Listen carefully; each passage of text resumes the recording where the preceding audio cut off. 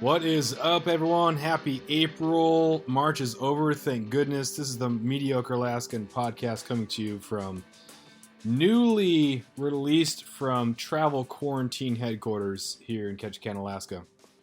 I'm Jeff Lund. I gotta admit, it felt great today to lead a somewhat normal life in that I left home, I went down to the lake, and I checked out the river to see if Ward Creek had any fish in it. It's been pretty nice here in Ketchikan for the last week or so. So um, normally you'd get some runoff if it was warm enough, but that's kind of late April, early May, and so the water is very, very low because it's still been cold, because it's been beautiful, but it's been pretty cold. Kind of got that north wind still going on here, so it was great to feel normal. And then I went to the lake and I checked out the river, and then I went into town. I was able to go to the store. And that's where the kind of normalcy ended, because I knew there were going to be some guidelines about how to shop in Ketchikan, and I knew that the hours had been condensed a little bit. Usually it opens at 6, and it didn't open until 8. So I got there, and there were a couple people who were waiting in the parking lot to get in there first, which made some sense. But there wasn't a line. There wasn't a line at the front, and there wasn't anybody who was looking at or counting how many people who were in the store.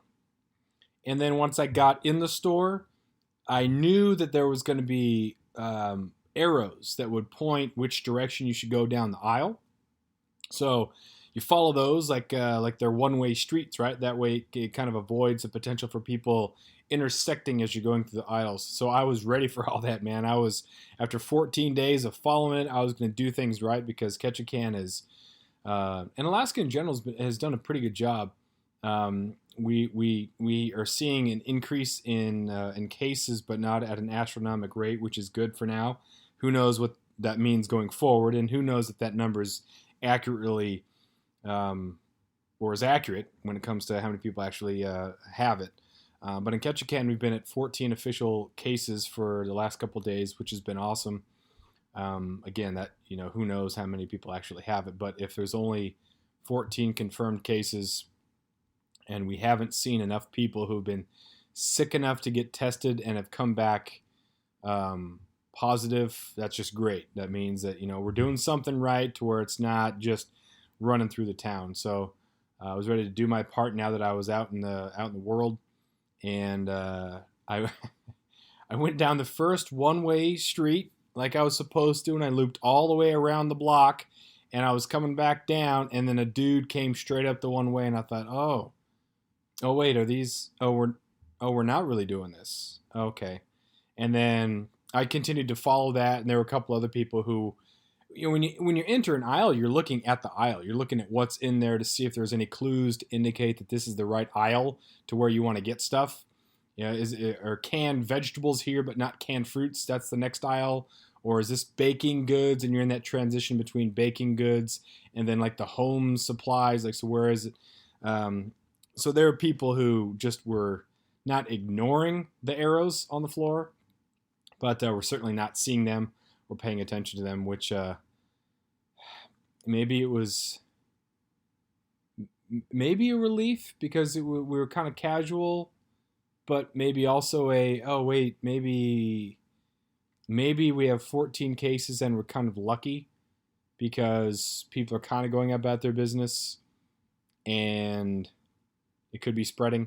Maybe a lot more people have it than we think. I don't know.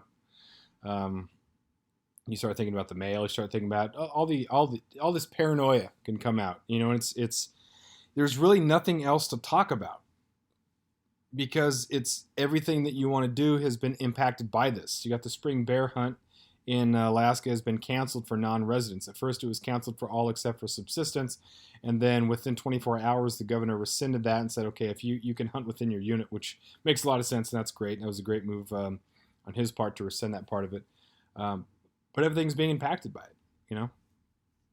People are going out and setting shrimp pots and crab pots, and they're going out and they're going fishing, with just the family, just the people who they're quarantined with, which is great. So I'm now a part of that, not travel quarantine. I'm in the self quarantine. You're not sick, but you go out only if you need to. You stay at home. You stay away from crowds. If you see someone driving by, you wave, but you don't get close to them, and that's just kind of the new normal that is the quarantine normal, or the COVID normal, until we get to the new normal, which whatever that's going to look like. But that's just everything, man. There's not this sort of alternate universe where you can just enter that isn't impacted almost immediately by what's going on with the coronavirus. I was down in California, which is why I was in quarantine for 2 weeks when I got back. Down in California, and I was talking with my buddy Kurt, and I felt kind of bad because we were thinking about a brown trout that I had caught, allegedly to him. I'd caught this nice brown trout on the Upper Sacramento River. I didn't really remember it. I remember the spot that we had fished, and I had caught some nice brown trout and some rainbow trout, but I knew for 100% certain that I was there by myself when I caught those, because they were like the first brown trout of that river. The first big, like, two-hander, 18-inch, oh my gosh, brown trout, and rainbows. And that was when I was starting to figure out this fly fishing thing. So those really stuck in my memory. And so it was a year or two later that I was fishing with Kurt that apparently I caught that fish, and I feel bad because why would I not remember such a good fish? And so maybe it's just him embellishing. He remembered the fish being a little bit bigger than it was. So maybe I did catch a fish in that area, but it didn't stick in the memory, which then made me feel just terrible because, as Donald Miller wrote, that if you don't remember something, it's like it never happened. And there's some definite truth to that, you know? So one of my quarantine activities today, after I went on a nice walk, just kind of getting the legs out once I got back from the lake, and once I got back from the grocery store, just went on a walk down in the marina, and I started to reconstruct the history of my fly fishing, and it was funny and it was weird, but I just wanted to kind of get to the bottom of some of this stuff, because it did bother me that I couldn't remember some of these fish. And so, in putting years to it, because once you start, I figured out that there's so many years they start to run together unless you have some sort of journal. And I don't keep a journal. I never really thought that there was important. It's kind of like teaching, in that you never think that you're going to forget these kids, because you have 120 kids and you're with them for most of the year, and you see them 5 days a week for an hour. You know, that's just a lot of repetition. But then just the sheer volume of students, like, oh, geez, yeah, it's only been 2 years, but like, oh, did you graduate in 16 or 17? You know, some kids I can know, oh, I know exactly. You sat in the third row. You were in the second seat on the second table. I absolutely know exactly where you sit, but I can't place your name. After years of fine print contracts and getting ripped off by big wireless providers, if we've learned anything, it's that there's always a catch. So when I first heard that Mint Mobile offers premium wireless starting at just $15 a month, I thought, what's the catch? But after talking to them and using their service, it all made sense. There isn't one. Mint Mobile's secret sauce is that they're the first company to sell wireless service online only. They cut out the cost of retail stores and pass those sweet savings directly to you. For anyone who hates their phone bill, Mint Mobile offers premium wireless for just $15 a month. I was hesitant about having to get a new phone and a new phone number, but with Mint, you can use your own phone with any Mint Mobile plan and keep your same phone and your same phone number along with all of your existing contacts. Mint Mobile gives you the best rate whether you're buying for one or for a family, and at Mint, families start at 2 lines. All plans come with unlimited talk and text plus high-speed data delivered on the nation's largest 5G network. Switch to Mint Mobile and get premium wireless service starting at just $15 a month. To get your new wireless plan for just $15 a month and to get the plan shipped to your door for free, go to mintmobile.com/waypoint. That is mintmobile.com/waypoint. Cut your wireless bill to $15 a month at mintmobile.com/waypoint. Other kids, I know the first and the last name, but I can't get the year. It's just weird to have that. And the same thing happens, with everything when it comes to memory. So I tried to reconstruct some of the stuff, and I looked at old pictures on old laptops, and I discovered that fishing time, it was a really frenetic time when that fish on the upper sack allegedly happened, and it probably did happen. I do remember catching some nice browns on there, and like I mentioned, I remember fishing that specific spot with Kurt. Um, I just don't remember holding a specific brown trout, but in 2010 is when I really started to get into fly fishing.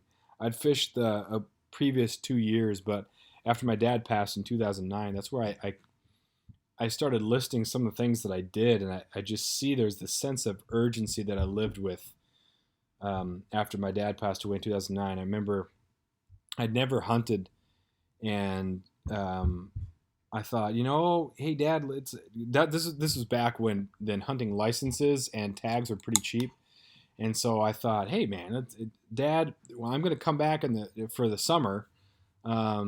The school got out in California in late May. I'd come back and I'd say, Dad, let's just drive the roads. Let's look for a bear. Let's just do some road hunting. Try to look for a spring bear. And he said, all right. Then he passed away that early summer. So we never got to do that. And I think maybe that was one of those moments to where, hey, you can't get to stuff later. You got to have this sense of urgency, and it just looks like the stuff that I did coincided with me taking fly fishing really seriously and doing a lot more stuff during the year rather than just kind of do whatever I did during the weekends. And then have some fun, because I came back to Prince of Wales Island every summer that I taught in California, and had fun fishing and hanging out, but it was mostly, spin casting, and I don't really know what I did. I did some ocean fishing for sure, but after 2009, took up fly fishing, and then the whole rest of the year, it wasn't just kind of getting through the school year so I could have a great summer. And I think losing my dad, well, I know absolutely that that had a huge impact on that. That was my 6th year of teaching at Eastern. I just finished my 6th year of teaching, so I was 28 at the time, and yeah, so that was, I think a lot of things happen at that part of time, the late 20s, where you've settled into a career and you're settling into now the life thing. And so, what do you do outside of the hours? That becomes a huge issue, or a huge thing. Because work can't be your life. If work is your life, then, what do you have to refresh you? You got to show up to work as refreshed as possible. And you can love work, and I've always loved teaching, but having a life that really rejuvenates you and having something else to do when you're off the clock is important. So, again, all this stemmed from trying to figure out about that brown trout that Kurt and I were talking about. But 2010, really got into fly fishing. In 2011, that's when I really started hitting the upper Sacramento and the lower Sacramento River, Camp 9, Stanislaus River. And I caught my first 20. I had my first 20 fish day on the same dry fly.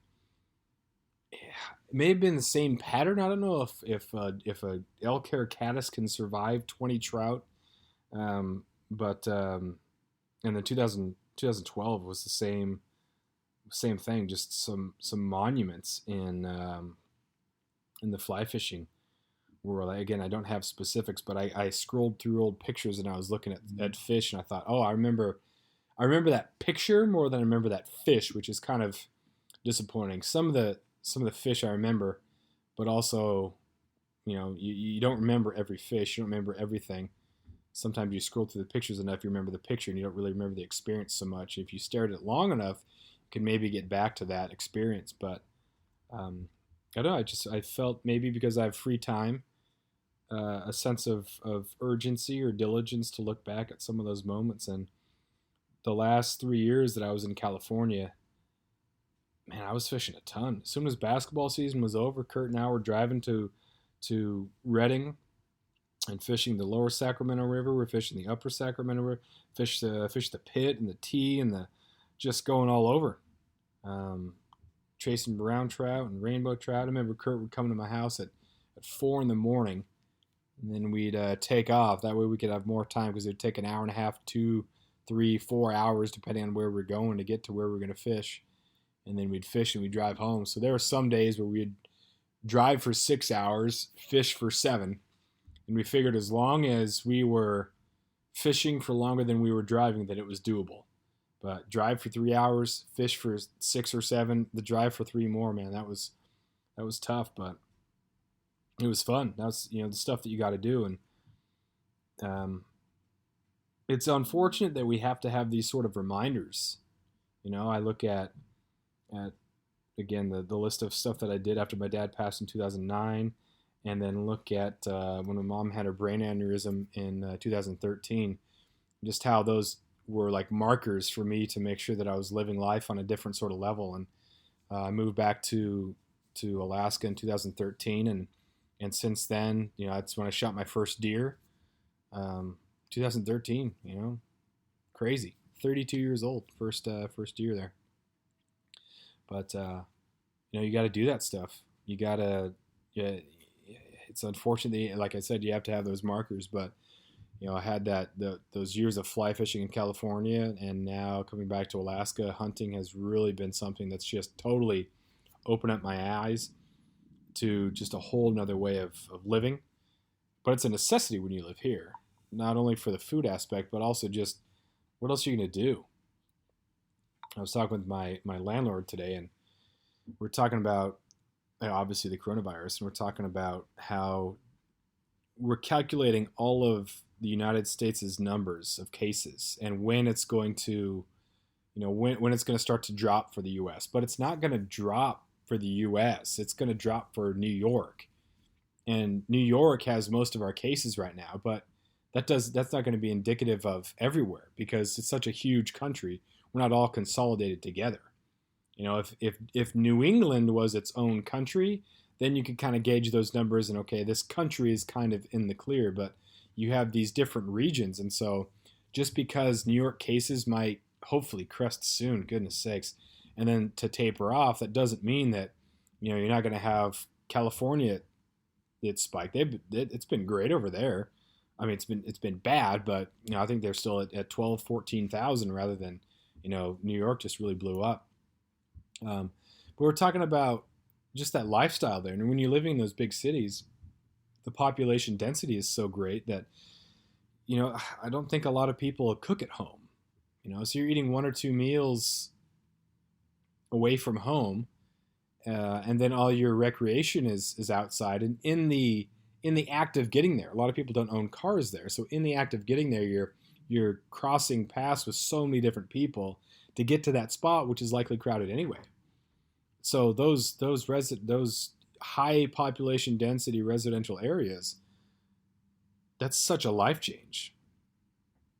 It's totally different. Their total social, their total everything has been taken away from them. Like I said, my landlord and I are talking about just how different that is here, and that most days when I come home from work, I come home and I don't necessarily see people. Once I'm home, I'm home. It's you get home and I listen to a podcast or cook some dinner. Just kind of ease into the evening, and if I see a person or two or go to a friend's for dinner, you can really manage the amount of people that you encounter. On the way home, you go for a hike around Ward Lake. Maybe you see 2 or 3 other people. Maybe you see 15 people, but none of them you come to within 6 or so feet of, just because they're at different parts of the lake and you can hear them. You see the vehicles, but you don't see them. But places like New York, man, like you're passing hundreds of people all the time. It's just crazy. And so like their lives have changed so much, whereas that's the lifestyle here it hasn't changed that much. Like I don't go to the bars here in Ketchikan. I go out to eat once in a while, but not very often. So for a lot of us, it's not really all that different. I mean, it still feels weird, and there's that threat of a virus that could easily overwhelm our healthcare. We got a great hospital here, but we're not equipped to hold, with 10, 12,000 people. We're not equipped to. We can't afford to have a virus run through this community, because we can't ship people to get more care down in Seattle since they're not taking more people. But as far as like your daily life, for a lot of people, it's not really changing. You stay home a little bit more. You're a little bit more cautious. Maybe you don't go out to as many friends' places, but it's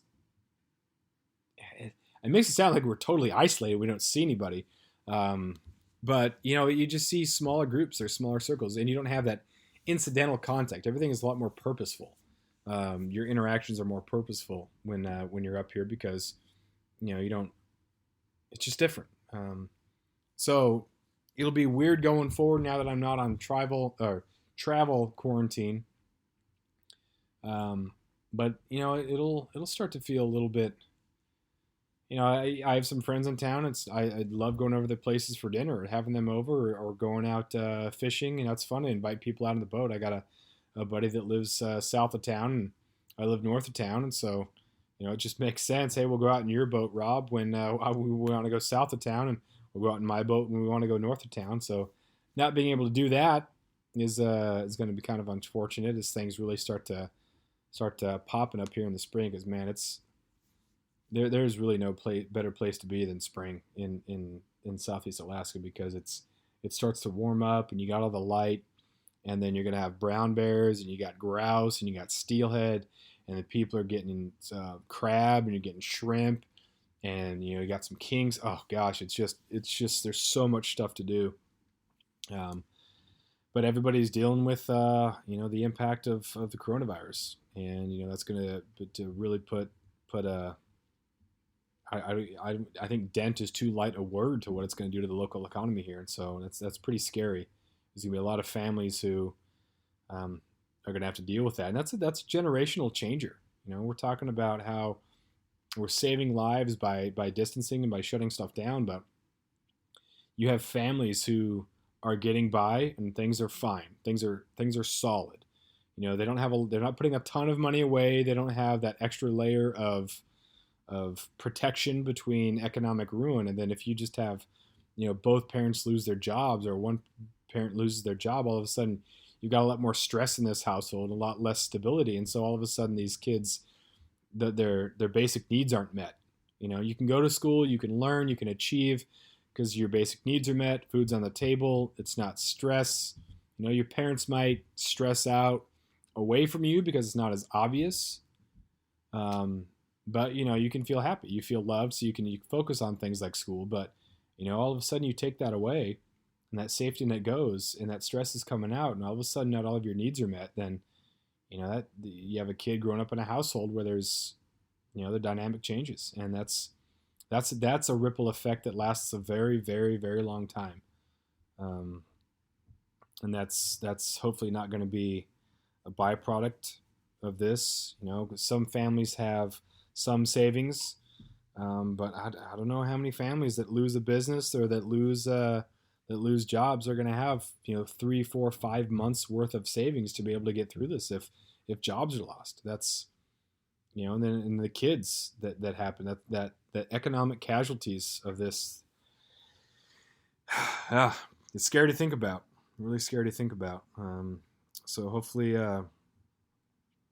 we can figure out a way that we can exercise these sort of practices to keep that flatten that curve, but also allow certain businesses to get back to a degree of not normalcy, but something that allows the engine to keep, not turn off. Maybe it's in neutral, but it's still on, right? Or maybe downshift all the way to first, but just keep that going there. There's a lot of businesses in Ketchikan that are just seasonal, or they make enough during the summer to be able to make it through those really, really tight winter years or months. So without a summer season of cruise ship people, who knows what's going to happen there. But it's going to test the resilience for sure.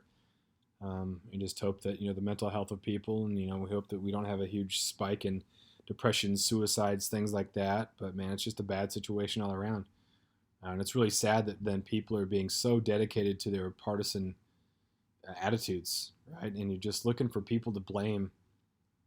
And that's not showing compassion. That's taking this opportunity to prove that you were right.